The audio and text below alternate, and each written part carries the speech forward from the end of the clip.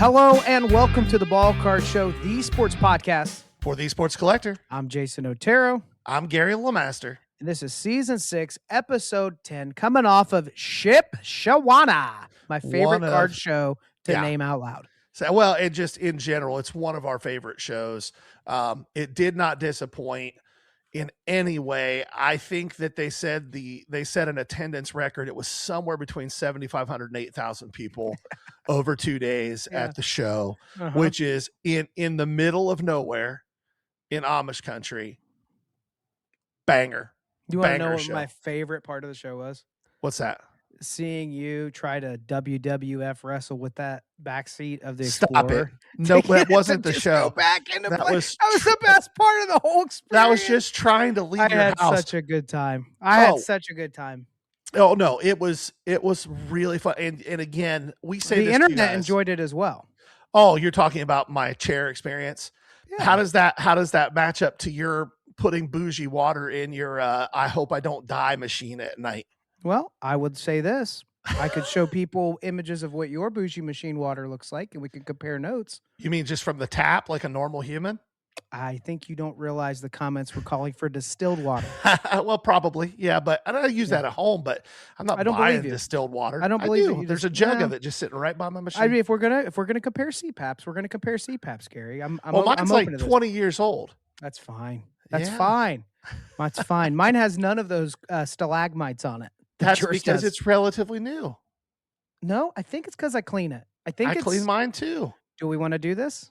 I mean, I don't think anybody really wants to hear us. We're doing it now. Gary, how long have you had your machine? Probably like 15 or 16 years. How many times have you thoroughly cleaned the inside, despite the fact that it's a challenge to reach that and clean it? Probably 4 or 5 times. That's all I need to say. And those of you holding your vomit in, you're justified. Those have all been in the last like 8 to 10 months. You know how many times I have cleaned mine? Well, I'm assuming way more than necessary. Just like go off of the recommendation by the doctor. I don't know. My doctor didn't give me a recommendation 20 years ago. This isn't about my CPAP machine. This is about you not figuring out the Explorer seat on the way out there. Oh, gosh. If you're still listening to this, we're lucky to have you. We've tried to lose you. We're a couple minutes in. We're rambling on. Also, found a bar within driving distance of Shipshewana. Did not know it exists. With Snappers, epic right? food. Snappers. Awesome, cool place. Great. It was so cool. I walk in, a guy that we hang out with, Jetty Breaks, he buys really cool 90s and 2000s inserts, like the really fun stuff. Yeah, and it's always the right kind of parallels and stuff. But he's like, come on, I got a cool spot. And we get there. He's got a picture poured. We had the place to ourselves, and this lady's like, hey, I got these bacon wrapped chicken medallions that are like covered in dry rub. Sweet. Yes, we'll have those. So great time. Multiples. Good memories. Yes, I will have that triple burger. Yes, I will take that. Buying was great. Selling was great.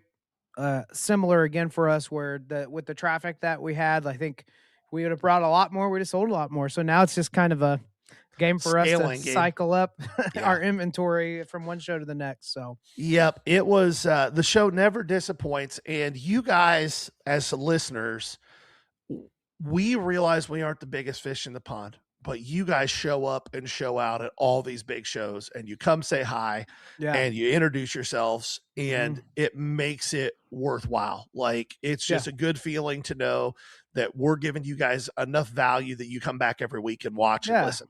Yeah.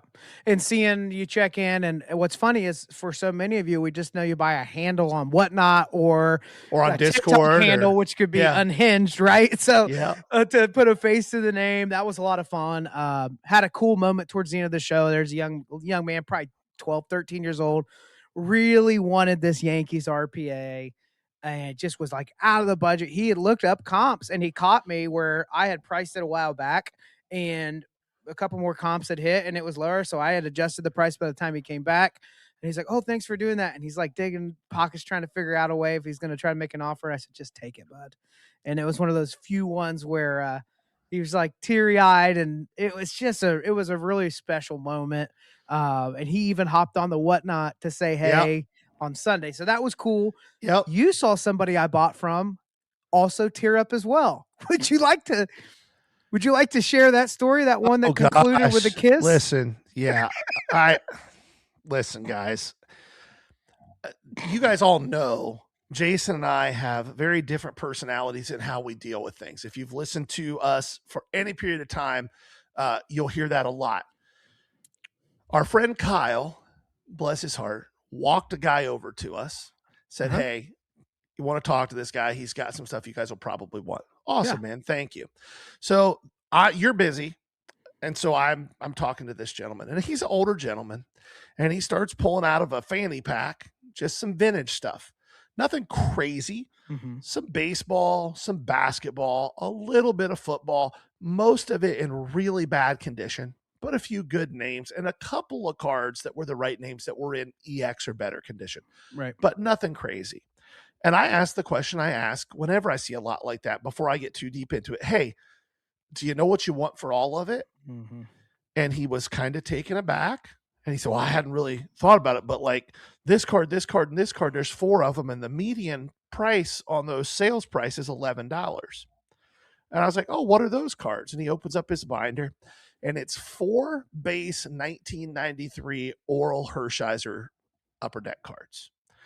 Not the worst design. Not the worst design out of 90. But the last 50 comps hadn't cleared 60 cents a piece.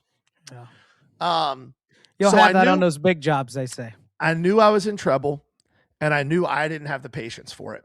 So I spent about 15 minutes with the guy, and we're not getting anywhere. It's never going to. So I call in Jason for the reinforcements, thinking that Jason will go, all right, I can just be very kind and nice and let this guy know we're just not going to get anything done. It's okay, and send him on his way. 90 minutes later, Jason is still talking. It was close. Oh, no. Yes. It was way more than 30. No, it was not. Oh, it sure was. You know how long a 30-minute buy is? Yes. That's how long it was. Yes, you were spread out over one of my showcases for an extended period. Here we go. Here we go.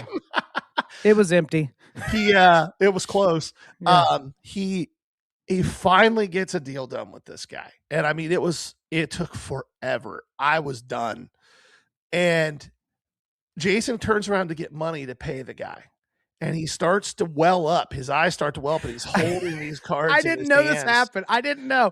He brings them up to time out. Gary's annoyed that we're taking this long. Yes. The other thing that's happening is it's very clear to me what Gary didn't know that became real obvious like 15 minutes in is he collected every one of these. Yeah, for 50 years. 60s on like every single one. Yeah. And I was like, all right, here's the meat and potatoes. Like there was a 69 Mantle in there, 71 Banks, 71 Aaron that was really beat up. There's an Elgin Baylor was at 71, 72. There's a 72. There was a 72 Wilt that was in pretty good shape. Yeah. But most of it is $5 to $15, and these are mostly VG to EX. So maybe a couple I could take a chance, and but there's nothing big. Yeah, like so the Mantle's the best card, but it was trash. It's a 1. It's still going to surprise you. It's $100 card. Yeah. Okay. It'll probably do a little better than that. Well, that's good. Yeah, but the issue that I was running into is like we had gone through all the meat and potatoes of like I said, here's what I'd like to do because it was clear he was emotionally attached. So I was like, I'm going to pay you strong on these cards that you really care about, very close to where we agreed that the value is, and then on this other stuff that's like $5 to $10. I'd like a good deal in bulk on the remaining cards over and over and over. Well, as we get time for that decision, now he wants me to comp this $5 card and then comp that $5 card and then comp this $7 card and then comp this $3 card.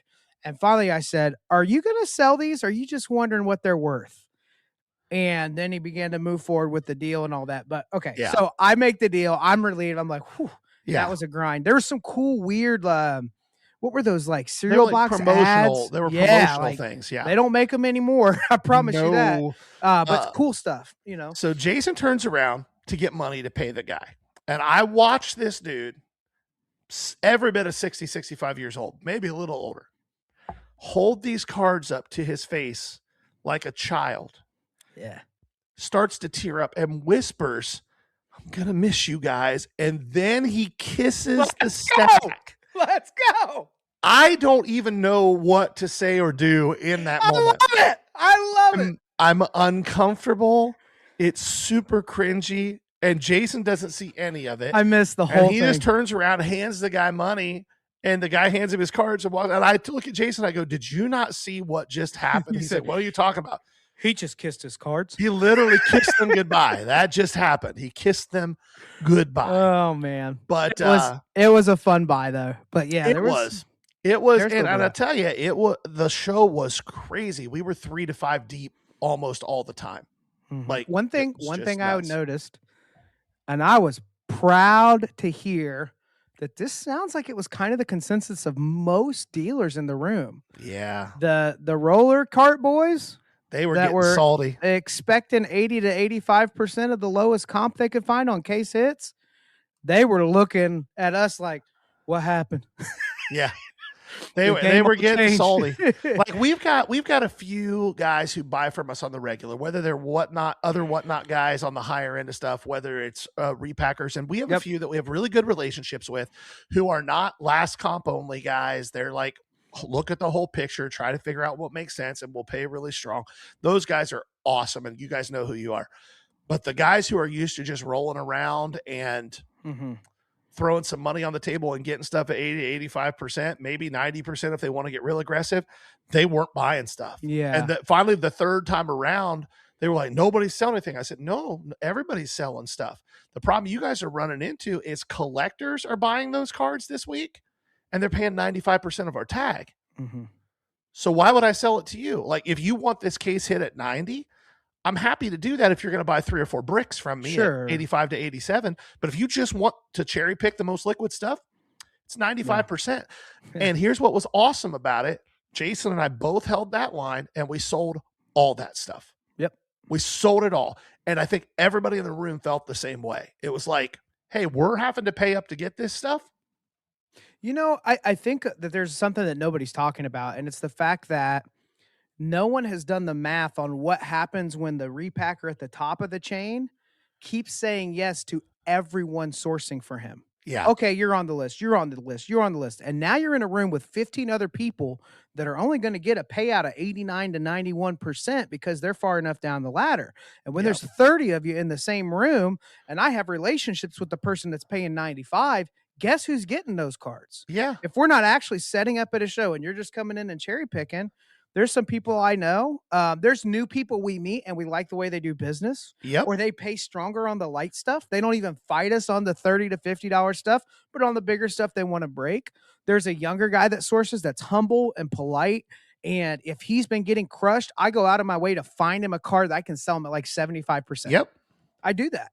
Yeah. But when you're just rolling up and pointing, good business, like we owe it to you. And then when you get pushed back, there's attitude. So we're going to spend some time in a little bit talking about a little bit of etiquette. Before we do that, quick reminder to you guys, Discord is up and running. And we've got like 120, fast. 130 people hanging out in there on a regular basis. There are 20 to 40 people in the room. It's wild, man. I vastly exceeded my expectations for 3 weeks into this. Yeah. Yep. So hop in there. Lots of good content. It's a good way you can promote your brand. We got a channel for that. Yep. You can ask questions to an LCOS owner like Keith Newhart, who is going to be bringing us. Look at this segue, Gary. Look at this segue. I like it. Well, if you announce it, it's not as good. Keith Newhart at Newhart Cards in Delaware is going to bring us Shop Talk right now.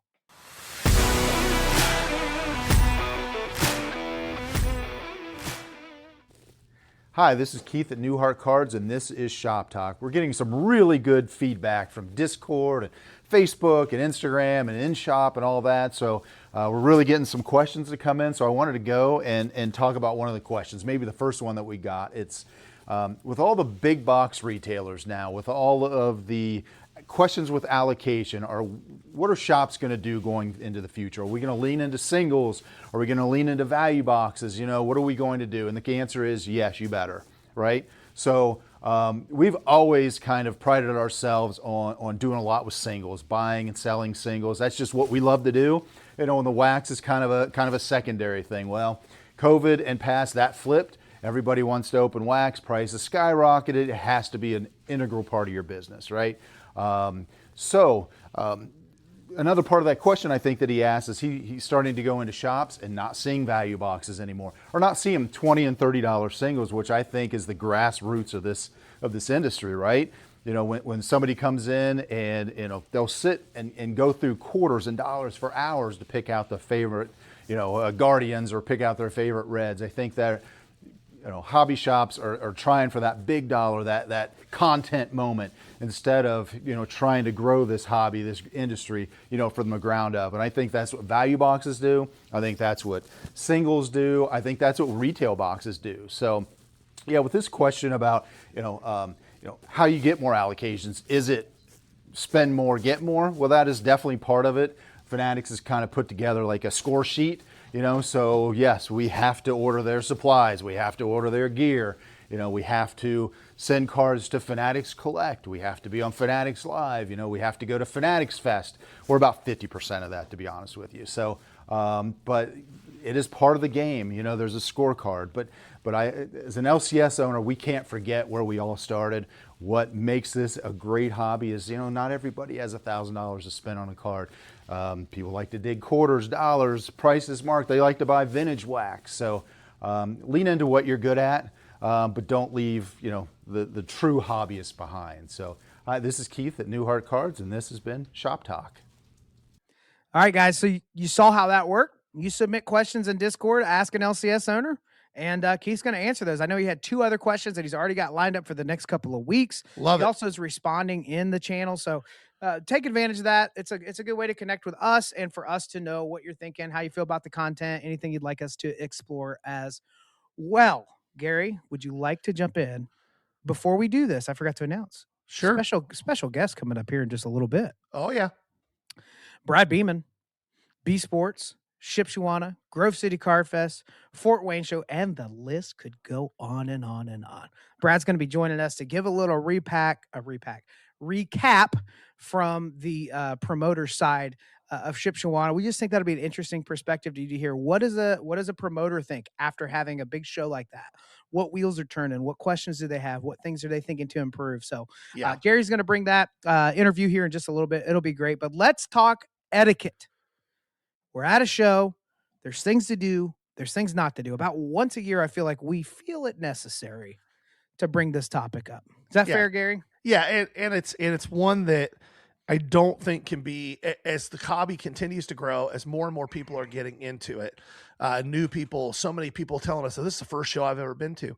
I think it's helpful to know how to approach dealers, whether you're buying, whether you're selling, how you deal with other customers at the show, other people walking the show. So this was something after Shipshewana. There were several things that hit me the wrong way that I just kind of took mental notes on. I said, we need to address this stuff. Yeah. Fair enough. Yeah. I want to do it, but I want it to be like, here's what I hope. Like when we do this, we don't want to come across just whining. What we're saying is when we do 40 to 50 shows a year, here are things that we see that really impact the opportunity for you to buy cards or sell cards to a dealer. And here's the things that dealers should avoid doing if they want to continue selling cards. So it's more about that. We're going to give examples of stuff we've experienced, but this isn't us saying like, we're just grumpy dealers and nobody. No, 99% of the time, transactions at card shows are great. Yes. But when they go south, I think it's worth making note of, because some of you that have had a tendency to be an idiot at a show could change your behavior. You like how I always like build it up and then I find a way to say it like as aggressively as possible. Yeah, well, at least you do the build up. I just start with the aggressively as possible. Mm-hmm. Well, that's because I'm the nice one of the two. And if you change your behavior, you're going to get better results. So I'll start with one that I've seen a lot recently, and it's not a big deal until it's happened to a dealer about 20 times. And here's the reality. It's mostly kids. And when I say kids, I don't mean 16, 17-year-olds. I mean 10 to 12-year-olds. Parents have kind of let them loose, which is fine. That's a great thing for card shows. Yeah, absolutely. When I was a kid, it's what we did. But if you're a kid and you are walking up to a dealer's table and they're already talking to someone, wait patiently. Don't shove your card in between me and the customer I'm working with and say, hey, are you buying? You want this? Don't interrupt a transaction that's happening. Just take a deep breath. Patience is a virtue. Do you work multiple deals at the same time? Not often. Okay. The only time I'll work multiple deals is if I'm working one transaction where I'm buying from somebody and somebody's wanting to like buy something out of the showcase. I'll put something on hold to go take care of that. But when I'm already comping stuff, I'm already working on trying to buy something from somebody, or I'm working a trade. There's not the bandwidth to shove a card underneath my nose as I'm in the middle of a sentence and interrupt me and say, "Hey, are you buying? Do you want this?" Mm-hmm. That drives me batty. I don't mind doing a few deals at the same time, but if somebody's just being rude and it's clear that they've just been hitting every table 5 seconds. Yes. And, 99% of the time, the reason is you're trying to sell this card for a world record that it is never sold for. Or it's a BCCG Sean Kemp 8th year non-insert that you got. And you're wanting $20. a world record yes. for the card. Yeah. So I think that's right. But I also think what makes it challenging is like one of the growing pains I think you and I have is we're probably pretty close to where a lot of these bigger shows, it's time to bite the freaking bullet and pay up for another table. We need more space to designate the buying area. I think if it's a little more clearly laid out, like this spot's the buying, we need to get one of the little archway banners, whatever. But if there's a little bit more of a line there, then it's easy to say, hey, buddy, the line's right here, right? Yeah. But I agree, like, no dealer wants to have somebody in the middle of conversation shove a card in their face and, try to work. Because I'm just probably going to say, hey, no thanks. I just don't have time to even consider it right there. Yeah. You're going to have way more success just being patient and waiting your turn. Or even saying, and I know this is crazy talk, but even saying, hey, I know you're in the middle of something. Can I just ask you a question real quick? Or excuse me, real quick question. Manners. Yeah, just some manners. And on that same subject, we didn't see it much at Ship, which was surprising because normally Ship is really a lot of this. But if you're doing the trade up challenge, one, cool. I have no issue. I think it's dying off, dude. It is dying off some, but if you are doing it, let me put you into a hack for it that will make your trade up challenge way better. Don't tell the dealer you're doing a trade up challenge. Just say, hey, would you be interested in these cards? I'm looking to trade. I'm not looking to sell. And then see where it goes. But the minute that you say, hey, I'm doing the trade up challenge, what you're really saying is, please give me free things. I disagree. I think you're being grumpy as hell about it. I'm not being grumpy about it at all. No, you are. Disagree. Because you don't have to. And that's one thing. Two, it is a trade up. So a lot of times they're going to give you something that's usually a $5 or $10 card. Now, here's the thing. I try to cap it. Like, I don't trade up over $20. I'll help you get started. But like a kid did a trade up with me. He had like a $5. I don't even remember the card. I don't remember. It was a relevant name, but it wasn't even, maybe it's a $3 or $5 card, right? And I gave him a Otani Mojo refractor. He loved it. And 10 seconds later, he comes back with a different card. And I just say, hey, I do these once a show. Yep. And that's it. But I was the kid that wouldn't have had a lot of money to get a nicer card than the one that they had in there. So for me, it's like, I don't mind doing it. But when I get swarmed, it's just like, hey, guys, I can't do this all day. Like, there was a leadership thought, do for one what you wish you could do for everybody. So for me, it's a little more like that. But yeah, you can tell and if you have facial hair, the trade up challenge era is over, baby. Yes. If you have facial hair, the trade up challenge no longer exists for you. Yeah, I'm sorry. If you're carrying a Zion case around. My favorite is if you're carrying a baby and you're a grown adult with a full beard. I'm sorry, what? Yeah, I'm not doing the trade up challenge. Oh, speaking of that, you had one this week with a pretty rare refractor that was in your showcase from an etiquette standpoint. I honestly don't remember if it was a dealer or VIP buyer or whatever, but I had was it 93, 94 finest? Pretty low Reggie pop. Miller refractor, SGC 9, PSA 9 just went for 190. And then there's raw sales before that. There weren't a lot of graded sales. Raw sales were like down to as low as 40, as high as like 80 or 90. It's a tough grade. It's a finest refractor in appeal.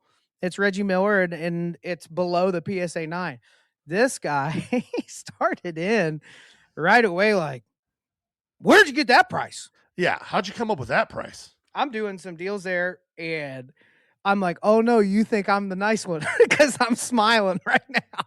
And I said, well, I priced it a little bit ago. I'm not exactly sure, but let's take a look. I'm sure there's a reason I would put that number on the refractor. So I look it up on Card. The last comp was the PSA 9. over the price of my sticker. Yeah, like 185 or 190. I think you had yours tagged at 160. Yeah, I was below I was like adjusting for the SGC. And I was like, yeah, I guess, I mean, just the latest graded 9, I went below PSA. Oh, I don't count that one. Oh, well, I do, because it happened. And what he said, he said, well, I don't believe that. That had to be shilled. And so I said, oh, okay. Then then he's like, this isn't working. I'm going to keep being more rude. Well, I buy those all the time. Me and my son, we buy this for $30 all day long. I said, that's awesome, man. You should do that. You should. I said, that's great. Then he keeps going as if to say, you're not understanding me. I'm the authority. The only graded comp in the last year is not real because I said so. To which point I finally stopped. Table full of people. I said, sir, can I just ask you, does this approach ever work for you? He didn't know what to say. And he just was like, he's like, I'm not trying to be rude. Oh, well, you are being rude. Yeah, but that's very rude. And you were like, asked for the number. I put it right in front of you. So I'm just confused. Like, are you making an offer or? And I just kept reinforcing, like, that stuff needs to stop. That's an old school model of sourcing, walking from your table. I need to go buy stuff, and I'm just going to talk down any card I'm interested in. This card sucks. That card sucks. This comp sucks. That comp sucks. Give me your stuff at 30%, and I'll walk away a little less angry. And apparently that probably works at some smaller shows with a lot of new people that are uninformed. But you got the wrong one today. Yeah. I actually like the 90s refractors. I pay attention to what's happened to the overall market there for the last year. Don't be an idiot. Yeah. Be polite.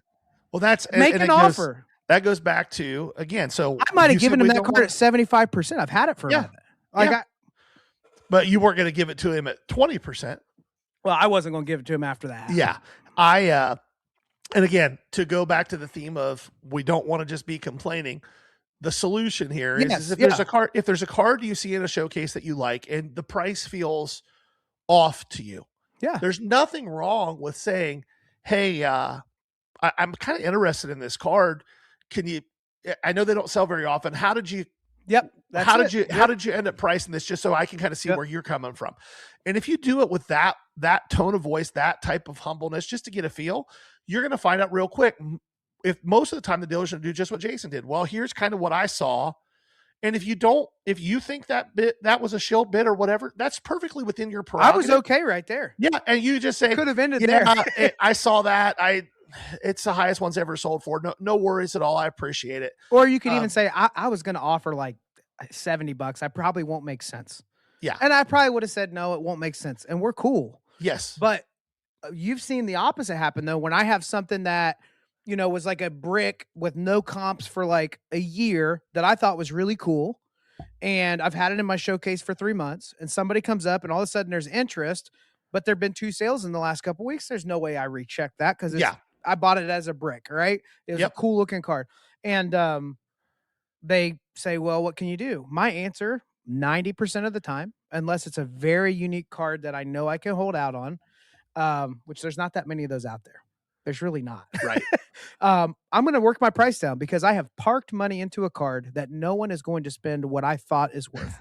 And 4 months later, somebody is here to spend. And what do I say when that happens? Cal Ripken, Earl Weaver, and the Jim Palmer triple auto to 25. You look at me. Thank God. Somebody offered me 50%. Thank God. Yep. Because it's going to happen. But that approach just isn't going to work. That I had to take a loss on a downtown this week. Yeah. I had to take a loss on a downtown this week. Well, I think let's just get into the tactical instead of just the me whining about it. Yep. So there's always an emotional experience happening in a sale. Selling and buying is emotional. I don't care what anybody says. Now, those of you that are engineers probably don't listen to us anyway. You may be the only ones that are a little different that actually analyze everything and check emotion out of the moment. But by and large, people are making emotional decisions in that moment. So it matters how they feel. So if I'm walking up to a table and I'm interested in something, I'm going to love the card. Yeah, I'm going to be in love with this card. I'm going to hope that you share the same affinity for the card and see the appreciation that I have for it.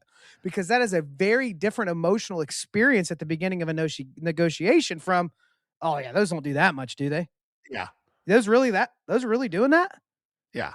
You got any room on this? Yeah. Are you going to be firm there? I could go on and on and on and on with the list. But dude, I love that 2008 Brady patch. Yeah. That Hog Heaven stuff is weird. I'm sure it doesn't have that many comps, but could I take a look at it? Where'd you find this? Was this like in a collection? Yeah. Because it's just kind of unique. You see how much different that dynamic is? Now, I'm not going to pick cards that I don't like. So this makes it way easier for me because I don't have to buy stuff that I don't think will sell or that I don't appreciate. Right. If it's the case hit game, it's just, can I get the right percentage on it? Because I'm not personally very attached to any of them. I will say some of the new Topps Chrome basketball case hits are nice. Yeah, they're pretty. I really like those glass canvas cards. I like the ultraviolets. I think they look nice. But that's just, you just need to start with a different mindset. And I think what people don't realize is you'll actually get better results. Well, you'll have better results. Start from a place of, how can I work with this person to get to the price I want? It doesn't have to be a fight. It doesn't have to be a battle. Right. Like I tell customers all the time, hey, I've got a tag, but I'm open to offers. Yep. What are you thinking? And if your offer's fair, I'm not even going to counter you. I'm just going to shake your hand. If I have a $200 price tag on a card and somebody offers me $180, I'm just shaking their hand. Like I'm not going to try to squeeze an extra $10 out of it. Like that's dumb. Right. So you can get a lot further with honey than you can vinegar when you're dealing with dealers, especially when you know that like at a show like Ship, we are exhausted. Like you guys are walking around a show and getting to see lots of cool stuff, and that's awesome. And we have fun at shows, but we are on our feet on concrete behind a table for 8 to 10 hours, and it's nonstop peopling. I love it. And Jason loves it.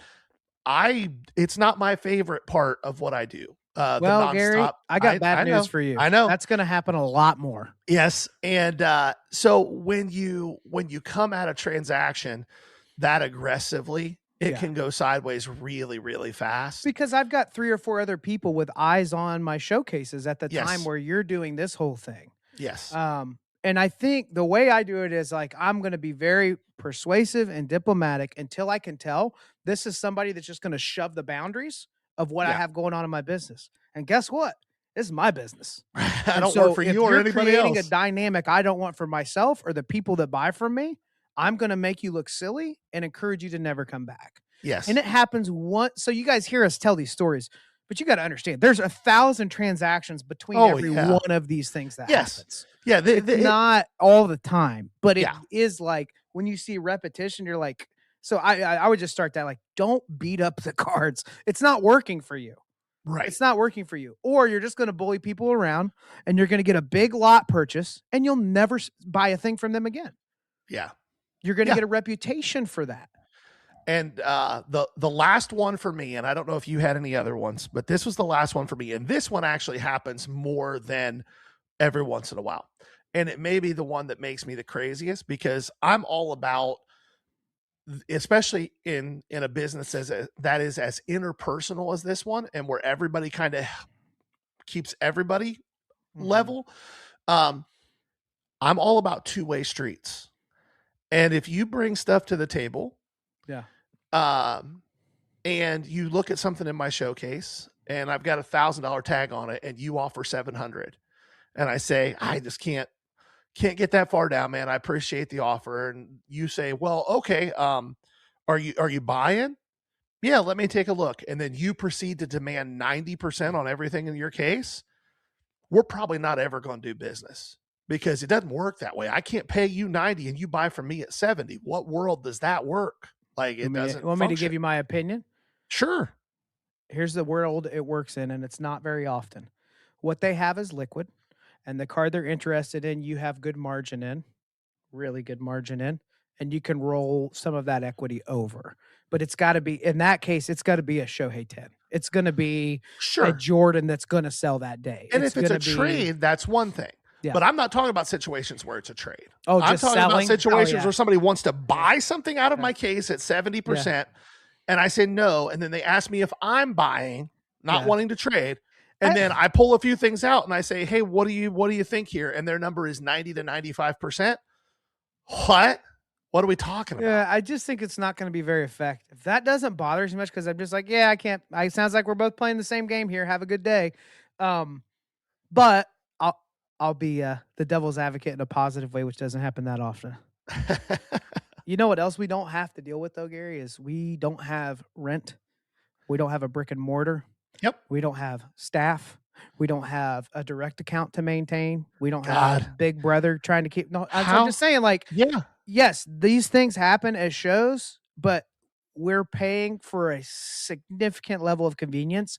And part of what's going to happen is people are going to walk up to the table and they're going to demand unrealistic things. And I think it's when it starts happening over and over and over and over that it can wear on us. But the one for me similar to that was the last comp guys, where it was like the last comp was lower unless the last comp was higher. I had a few times I said, hey, if we're doing this, then let's just do the last comp on all these. Let's see how it goes. Well, they didn't want to do that. Yeah, so, that's exactly right. So anyway, only last comp if it helps their argument. I think a lot of this could be resolved with just if you're approaching a table to sell to the dealer, just be polite. Just understand everyone is trying to make money. And at the end of the day, the percentage is going to matter. But if you don't like the person you're talking to, none of it matters. Yeah. Dealers, no one owes you a 70% buy. No. At all. No. And people aren't as informed as dealers for the most part walking a show. They assume that on a $500 card, if they're going to give you 90%, they just put $50 in your pocket. What's the problem with that? They're not thinking the same way that the dealers are about time and liquidity and averaging the comps and scarcity and all that stuff. So I want us to, like dealers, when it comes to etiquette, the piece for us to remember is everybody doesn't know everything. Right. If you're successful as a dealer, you committed to becoming obsessed with learning this space. And it either happened over 30 years because you never quit collecting, or you spent some serious time at shows, in shops, on YouTube, watching case upon case get like learning. If you're going to expect that of everyone else, then what value are you providing? What are you bringing to the table? Literally, like, what are you bringing to that experience, to that show? That's why I think good promoters are picky. They don't want dealers that are going to give a bad experience. But I think on the dealer end, yes, we hope that more buyers understand this etiquette. But on the dealer side of that, don't be a jerk. Not everybody knows. Like, the percentage may not make sense to them. To the ones that do, cool. The ones that don't, keep it moving. How you do it, keep it moving. And you know, in Nashville, that happened a lot. What happened to us day 2? Hey, I walked this whole room yesterday. And you said you were at 75% of the card, but you had the highest offer. Yeah. Because we didn't cherry pick the lowest comp. And guess what? You can buy this one and you can buy this one. Yep. And you know what? You want these? I don't need as much for them. Why? Is etiquette. It's the way you treat people. Yep. Hey, that card's way bigger than this. Let me walk you down to great. Let me walk you to so-and-so. And it's like, we do that. We don't say that. We will walk someone down with cards. And so I think that's important as well when we're thinking about the etiquette on the dealer side. Like, don't be a jerk just because people are doing things the way that's different. Yep. And remember that dealers are there to make money. Some of us are there because it's the only way we make money. Some people are there because it's a side income, a side hustle. But either way, they're there to make money. So if you have a case full of stuff and you bring it up to the dealer, unless you're actually wanting to sell it to them, the dealer doesn't have a responsibility to just spend a half hour comping all your cards. Yeah. Just so you know what they're worth. Like, they don't have a responsibility, but then if you say, I'll take a look at anything you got, then you better be taking a look at anything they got. Well, taking a look, yes. Are you buying is the question that I get asked. Yes, we'll absolutely take a look. But they're not actually selling. What they actually just want is somebody to tell them what their stuff's worth. Yeah, I don't think you get the good deals without having to sort through those. I don't think there's a way to avoid that. I don't disagree. I don't disagree with you. I'm just saying that from a card show tips standpoint for people walking the room, that's a really good way to. You might not get the wrong thing from that dealer that day. They might not be pissy and get upset with you. But if you come back again, you might not get as good a deal as you might have, because in their mind they're going, "Oh my God, I got another half hour for nothing." Yeah, well, just coming at me. A big thing would be like the biggest question we ask is, you have an idea what you want for it? And if somebody's number right off the rip is crazy high, like I can tell, I'm still not saying anything right away. I'm just like, well, let's take a look at what you got here.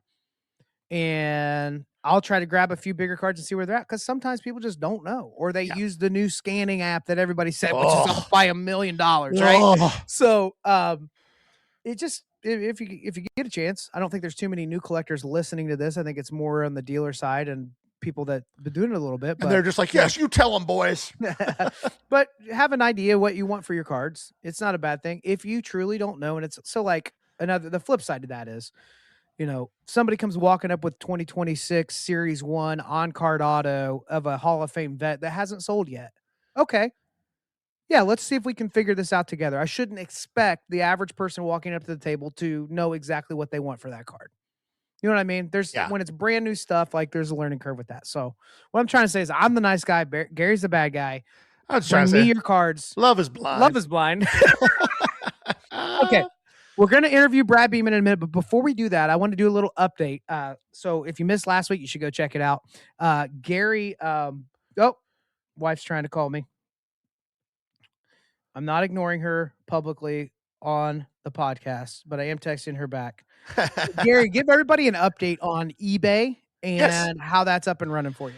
So the eBay store is up and running. If you're looking for it, we'll drop a link here. And I think Jason may even drop a link to his finally, since I have one up and running now. He never wanted to do that. Now that I only have 5 cards in the store. Yeah. It's called That 90s and 2000s Store. And I've got it up. There have been some frustrating challenges. The first few days, eBay wasn't actually listing my cards when I listed them. They were showing up if you search the card, but they weren't in my store. It was weird. Then they finally got that taken care of. I called them to get it taken care of, and their answer was like, lols, good luck. Like, that was what I got from them. Welcome to eBay, baby. It'll eventually show up. Okay. At least with Whatnot, no one's going to answer your question. Yes, right. You're just on your own. It's Even if you at least get a person to talk to, that person has no authority or clue. But you got a problem. You're Tom Hanks. You just landed the aisle. It's you and Wilson, the volleyball. Yes, good luck. exactly. Figure it out. So I got the store up and running, and I've posted, 20 or 30 cards in there, all just stuff that there's one or two of on eBay, or I have the only one. The fun thing was my first sale, and so far my only sale, not gonna lie, just to be transparent.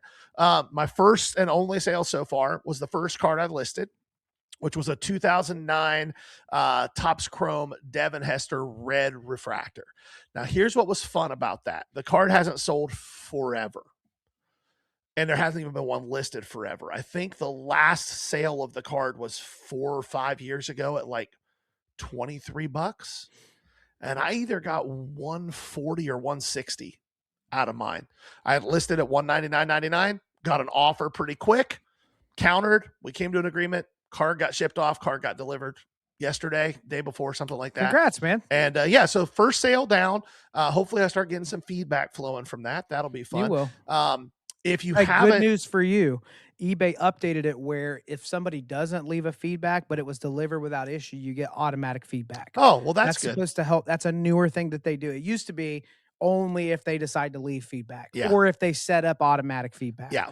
But now it's all automatic once it's delivered without issue. Well, hopefully that's the case. And then if you haven't yet and you're listening, and you buy stuff on eBay and you like the kind of stuff that I like, make sure you jump on our Discord, because I'm going to occasionally be dropping coupon codes just for our Discord members to go buy stuff out of the store. So keep your eyes open for that. But that's where I'm at. How about you? What's your time for my commercial update then?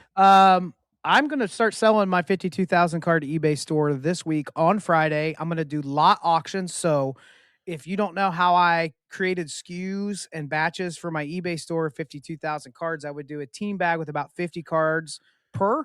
And then as those sell through, obviously they thin out. But I'm going to grab a bag and we're just going to run a lot. Here's 30 cards. I'm going to start with my newest, freshest inventory that hasn't been picked over as much. But you're going to see, there'll be bags full of Bowman Chrome first. There'll be bags full of 1959 tops. There'll be bags full of Beavis and Butthead cards. There's going to be Star Wars. There's going to be, if it's collectible and people are buying it, it's going to be in there. And what are you tons starting of those numbered lots and at? autos, $5 a lot. I There don't you go, care. boys. $10 max nuts. shipping. Go $10 buy max shipping. bags. You won't Just hang be out. disappointed. Yeah. My plan is to run like 100, 150 of those a week as an auction. And if you source low end, I'm literally giving you my eBay store that I had to shut down because I don't have time to keep shipping. Yep. And if I got to throw up my sales report for the last 2 months, I'll do it. By golly, because January and February almost broke me. Broke me. He was dying from it. Additionally, because of my shift away, you're going to see more of an emphasis on my solo show in the middle of the week. Yeah. This week, tons of goats, Griffey, tons of Griffey, Kobe, tons of mystery finest refractor basketball, Barry Bonds patches, slabs, just all kinds of really, really fun stuff. Yep. So it's mostly goat stuff in there. Good little mix. Pre-bids will be, well, the show's going to be over by the time this airs. So Nana Boo Boo. Well, for the next week, it'll still be the same kind of stuff. You're good. It'll still be the same stuff. Your pre-bids are usually up, 48 hours before your show? Yeah. Oh, so that means if you're watching this as it drops, my eBay auctions are live. That's right. Yeah. Go jump in. Get you some cool stuff. All right. So now we're going to bring in Brad Beeman from B Sports, the promoter of the Shipshewana Card Fest, Grove City Card Fest, and In the Fort. Thanks for joining us, Brad. All right. Thanks for joining us, Brad. You were here just a little while back, but we just finished up the show over in Ship. Absolutely fantastic. We've already told our audience how great it was, but I know that the way you do things, it isn't just the lead up to the show that's important, but it's figuring out what went right, what went wrong, all that fun stuff in the days after the show. So what has your last 48 hours since the show ended been like? I mean, probably the most important thing is healing, right? Like I have not been sick for a show outside of maybe a minor head cold or something since the very first show we ever did. The first show we ever did, I was terribly sick. And 6 years later, here we are, and had the flu. And I told Ryan the morning of the show, I'll spare the audience on what was happening to me, but I said, this is going to be my Jordan flu game. I'm not missing it, but I am not in any way, in any shape to do this. But so I feel great. I'm almost back to great. And I couldn't have been happier with the show. Obviously, Ryan and I are both people that think about like what we can improve immediately. And we really have to stop ourselves and say, it's pretty cool that in the middle of Amish country, we had 7,500 plus people see us because Shipshewana is a 24-hour show. Basically, you start at 4 on Friday for the public. Dealers start earlier than that. Yeah. And then you go till 4 the next day. And to get that many people through, like, just super proud of our dealers for being that good to draw people. Super proud of the collectors for being willing to drive. Not many. It's a town of 600 people. Mm-hmm. You can't get to 7,500 by 600 town people coming, right? Like, so no. I know I'm repeating myself, but just super proud of like the whole thing. I have to warn people, like, as much as I want May and August to be that crazy where we literally are parking people like it's Woodstock and they're walking down the road to get in, May and August might be 10% less of that. But if 10% less of that, I'll take that too. Yeah. So, and maybe Ryan and I find the magic sauce to just keep growing the thing, but super happy. I do think that you said, kind of how do you look back is by looking forward and looking to see how we can improve. We have 6 to 7 foot aisles in some places. We have 8 to 10 foot aisles in other places. And I think we're going to buy more of the building, maybe take the rest of it over. Sure. That will take some dealer understanding to know that will dilute the crowd a little bit across the building too. Instead of, hopefully instead of being 8 deep, you might be 3 or 4 deep, but we just want people to get strollers down aisles and people that have a cane to be all right to walk through the aisles. So we're going to work on making the show floor more comfortable is what I'm doing literally right now, outside of making sure everyone's ready to go for Grove City in 2 weeks. The real question is, was there a pretzel record set? There was. That's what I like to hear. With 2 hours to go on Saturday, Arlen, the building manager, sat next to me, and we were kind of rehashing the last 24 hours because even he was a little he took his staff out into the parking lot, like guys that were maintenance men and stuff. Yeah.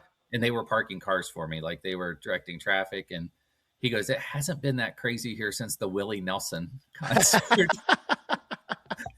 And he was saying that I said, you got to tell me about the pretzels, because the record coming into the day was 1150 for our show. And he said, well, I just checked with them, and they, I guess, very Amish thing to do. They don't say how many, they say how many batches. Okay. And I don't know. Maybe you can tell me how many pretzels are in a batch. I don't know, but I know how many hit my stomach. Yeah.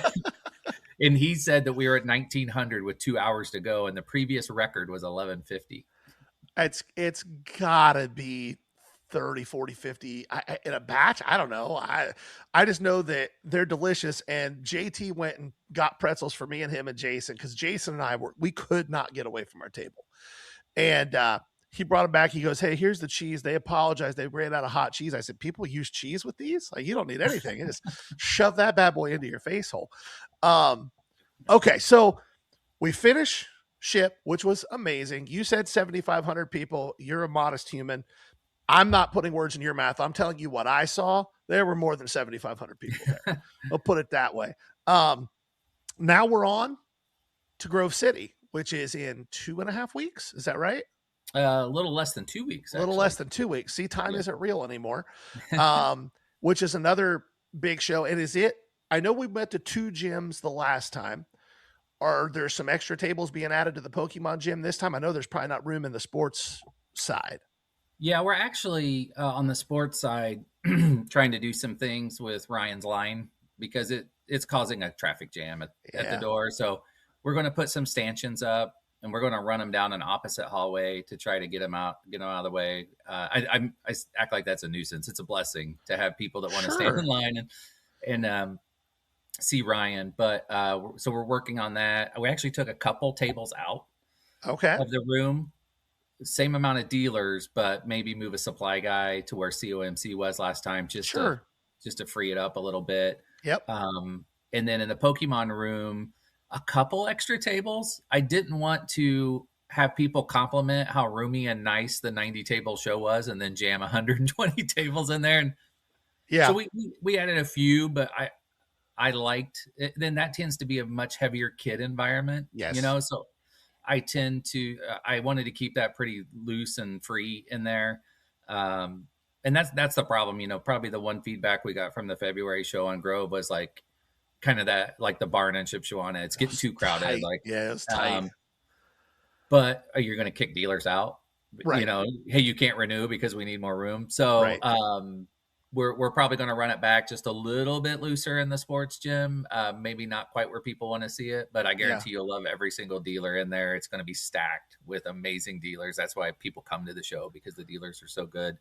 And then the Pokemon room, you'll see a couple extra, but we didn't tighten it up too much. Well, one of the things that you guys do a great job of is keeping things open enough that new dealers have an opportunity, but also making sure that you're bringing quality dealers that people want to drive 4, 5, 6 hours, fly in for. And that's, I know Jason said when I'm talking to Ryan and his wife, right, towards the end of the show on Saturday in Ship. And I want to reiterate the same thing. And I've told you this before, but the shows that you guys have developed and you worked really hard to build, and then Ryan came in and it just kind of poured gas on those fires. You guys have built something that I know this, but I think it's important for people to hear it. You've built something that those of us who do this full time have come to count on and rely on as a big part of our business, and has been a big part in helping us and people like us grow our businesses. And that's something that we are super thankful for, that you guys do. So if you don't hear that enough, you at least hear it from us occasionally. No, I appreciate that. I've told my wife before, I said the biggest compliment is, like, I have a guy, Jason Klug, who is a school teacher. Sure. He's not like you and Jason, where like you're grinding every weekend. And he said, you know what? I set up 3 times a year at the Shipshewana Card Fest, and I go to shows every weekend, and I get to shop and buy, and I know I'll sell it all. Yeah. So he goes, you've freed up 8 to 10 weekends for me that I used to set up, because I just buy for Ship and I sell. And so that's pressure, right? Sure. You hope you never have a stinker for somebody like that where it doesn't quite turn out, but we always put the effort in and try. Well, that's the thing. And it's the right kind of pressure. Like it's the pressure to control all the things that you have control over. Yeah. And no matter what kind of business you're in, if you use that pressure and you do that, even when it doesn't go perfect, you can look at it and go, I did everything in my power to make it good. So, Grove City, the 22nd, March 22nd, right? Yeah. Yes. I wish we had maybe 3 weeks between now and ship to really pound the promotion for it. Well, that's what we're doing right now. But that's what we're doing right now. And we'll continue to do every single day. But yeah, we're excited to get back there. We're kind of at the mercy of the school when the Saturday night before the show is open to set up for the Sunday show. So it'll be that weekend is the 4th day of the NCAA tournament's first round. So sit and watch basketball all Friday. Sit and watch Thursday. Is it Thursday, Friday? Usually Thursday, Friday. Yeah.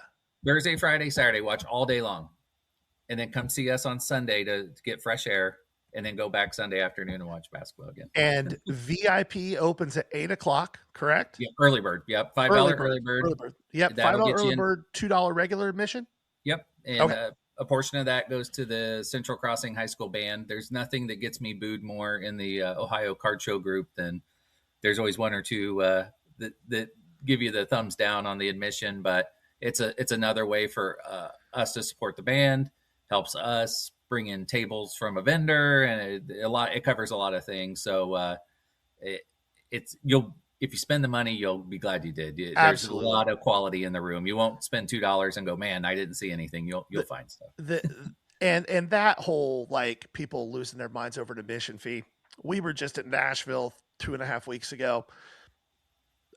It was $10 admission. And on Saturday morning, there were at least 1,500 people waiting in line to get in. So don't let the folks that are losing their minds over $2 an admission get to you. Like I can tell you that as a dealer, this might be an unpopular thing, and these are my words, not Brad's. But if you're too cheap to spend $2, you're probably not buying a lot of cards anyway. So Gary said that. That's my words. Those are not Brad's words. Brad, I know Brad well enough to know that he would never say that. I will though. Yeah. All right, Brad. Well, thank you so much for giving us a few minutes. I know this week is crazy, and it's just going to keep getting crazier as the show schedule builds and flows into the summer. But hopefully we'll get to talk to you again in a few months as other things start to come onto the horizon. But we appreciate you. We appreciate everything you and Ryan do for the show scene and for those of us who do this full time. Yeah, I appreciate it. I'll plug one more thing. Yes. If you miss us on 322, come see us on May 3rd in Grove City and back in Shipshewana on May 22nd, 23rd. Perfect. Awesome. Thanks again, Brad. We appreciate you. Thank you. All right. So that's a promoter's perspective 48 hours after a massive show and what it takes to put that on and what their takeaways are from that type of a record-setting show. Hopefully you got some good insight there into how all that works. Mm-hmm. And if you think of things that you want to ask, we talked to Brad a lot, and I'm sure this won't be the last time he joins us here on the Ballcard show. So don't think twice about dropping those questions in Discord or shooting us a message. I agree. Don't forget Grove City Card Fest, the 22nd. Brad is putting that one on. We have a few shows coming up. I'll mention those right before we close out. The 21st of this month, we're in Cincinnati at Eastgate. The 22nd, Grove City Card Fest. That is growing. They went to 2 gyms. It was packed with 2 gyms. Jammed. There were 2-3 deep in the aisles. That was the episode I was talking with Mike Gio about the show scene, and I'm like, no, you need to, like, Card Fest is a perfect example of like just how much growth there is right now in this space. Bronco Bash, very first time it's happening. It's up close to Anderson and Daleville. We're going to be there. I think I saw Brad's going to be there. A lot of familiar faces. 27th and 28th. And then April 4th, Xenia. We got way more shows coming up this week. We're getting our national tickets. So if you've been thinking about it, you want to hang out with us, go get your tickets. We'll hang out and hit us up. We'll be there all week. If we're not there, we're going to be at the casino right next to our hotel. Oh, no. Making good decisions. No one can stop me. I'm all the way up. No, Fat Joe? I do. I'm You familiar do with the Fat song. Joe? Well, I Oh. do. Yeah, I'm not completely culturally illiterate. He's not entirely fat though. Like he's more like the Kool-Aid Man. I don't know if you've. I think he's lost a lot of weight too. I think he's more like just Joe now. He's just Joe. I don't know that he can be called fat anymore. Yeah. But he's still all the way up. Look all the way up, baby. And for like 20 grand, up. you can probably get that song sung live at your corporate event or birthday party. And it still bangs. All right. Whatnot every Sunday at 4:30.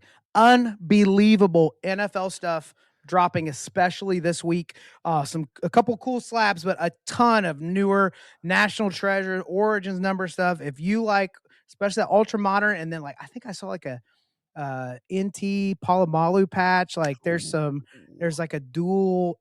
We've got like a Max Crosby Myles Garrett dual. Like there's some crazy stuff. Nasty stuff. So, those will be live for pre-bid by Saturday. Is that right, Gary? At the Saturday-ish? latest, yeah. Okay, at some point Saturday. So you'll be able to get a chance to take a look at those. Don't forget the Discord, man. I feel like we're just doing announcements all the time now. Is that it? Is it time to shut up, Gary? I think that's it. All right. We're this good. has been the Ballcard Show, the sports podcast For the Sports Collector. Bye now. Peace.